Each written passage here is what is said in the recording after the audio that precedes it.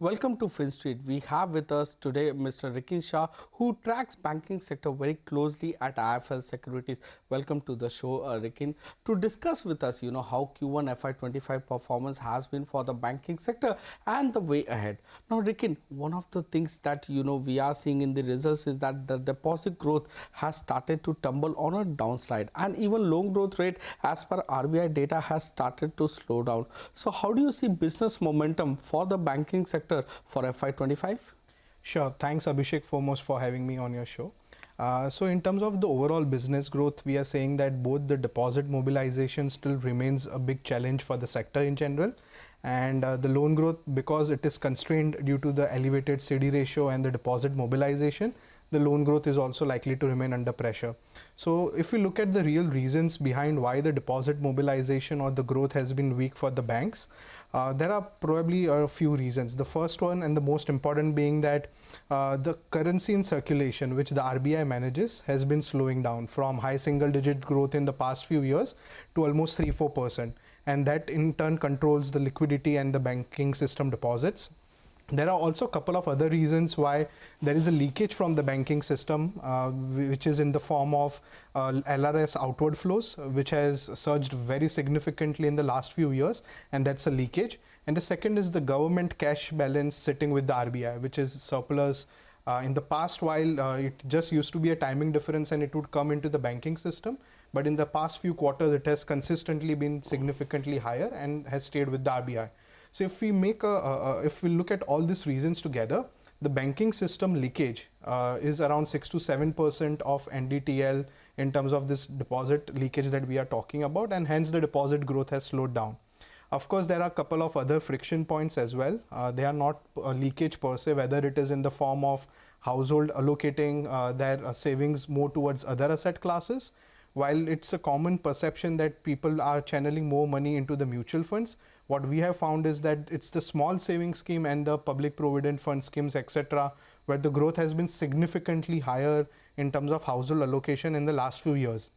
While this is not a leakage from the banking system per se, it returns back in the form of bulk deposits, which is usually very costly for the bank and they don't want it, and hence the deposit growth is weak. So what we are seeing is today, while your system deposit growth is at 11%, the PSU banks are struggling even more. The deposit growth for them is around 8-9% YOY, whereas for private banks it is around low to mid-teens.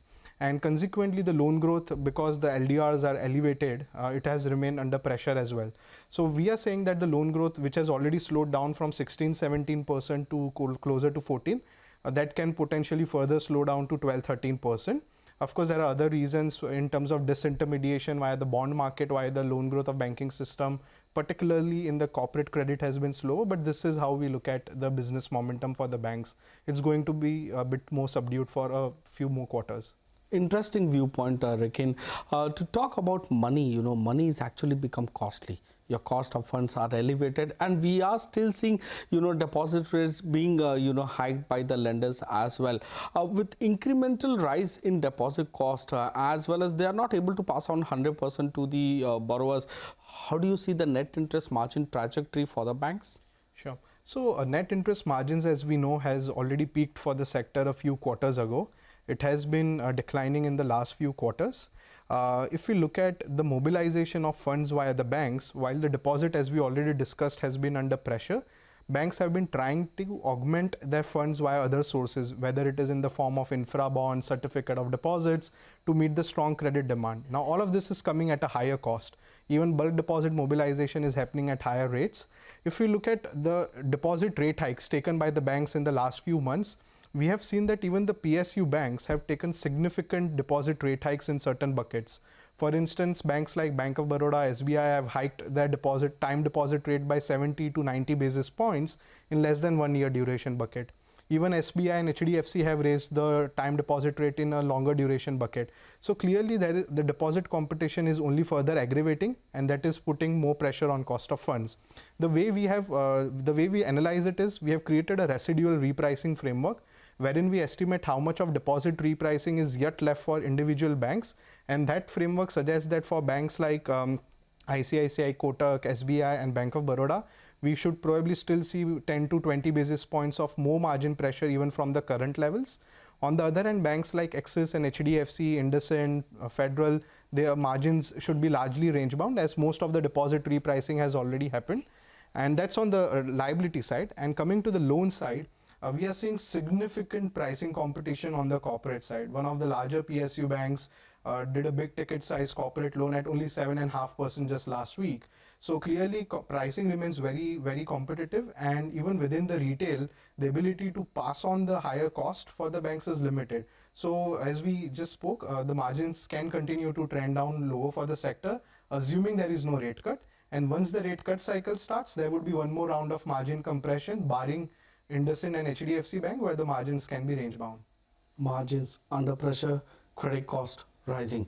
Now asset quality has started to deteriorate in many pockets, like segments we can call it like microfinance, unsecured loans, etc. With microfinance, interesting point to see is that it's not limited to particular geographies. It's actually spreading very fast across geographies. So with respect to the pyramid that we talk of, wherein the asset quality pain starts from micro finance, goes on to unsecured, and the last on the top is home loans. That's too far away, but still that pain has started to build up in the sector. So how do you see the asset quality and credit cost for the sector going ahead? Absolutely, Abhishek. So if you look at the unsecured, a year ago, the concerns were more specific only to small ticket personal loans, and we brushed it off saying it's mainly for the fintechs and smaller NBFCs who originate via fintech.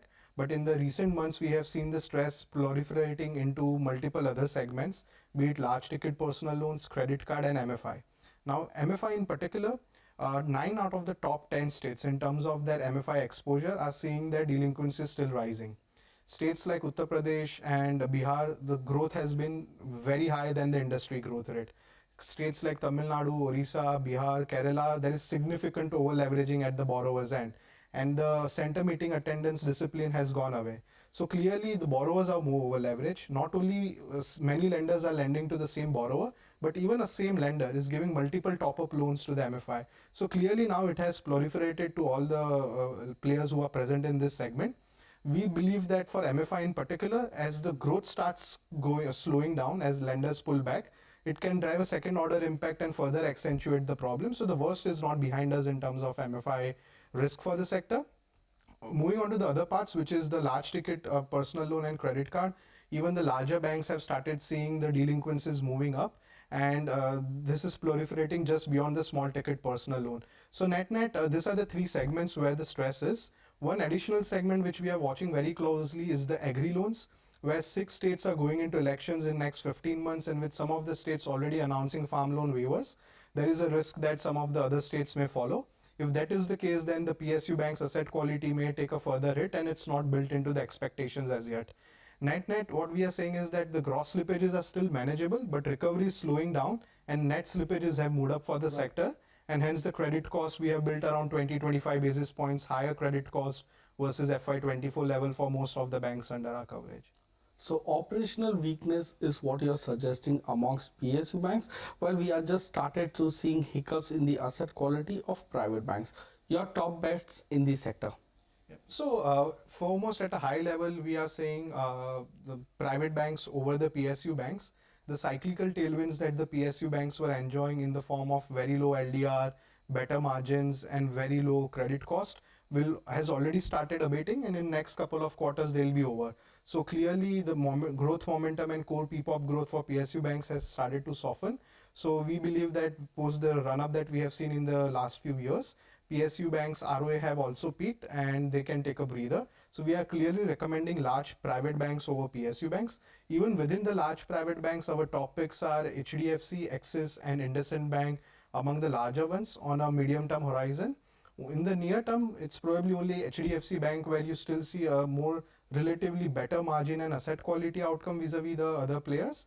But this is also going to play out only in the medium term. In the near term, we believe the sector will see the earnings growth further slowing down. And while the valuations are inexpensive, as we know, the sector clearly lacks a positive catalyst. So the sector can remain under pressure in the next 6 to 12 months.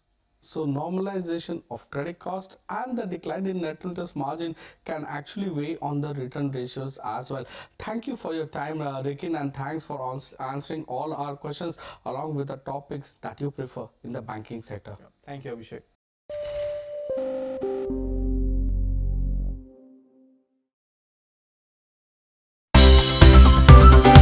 Well, thanks so much for tuning in to CNBC TV 18. Make sure you follow us and stay updated on all our social media platforms.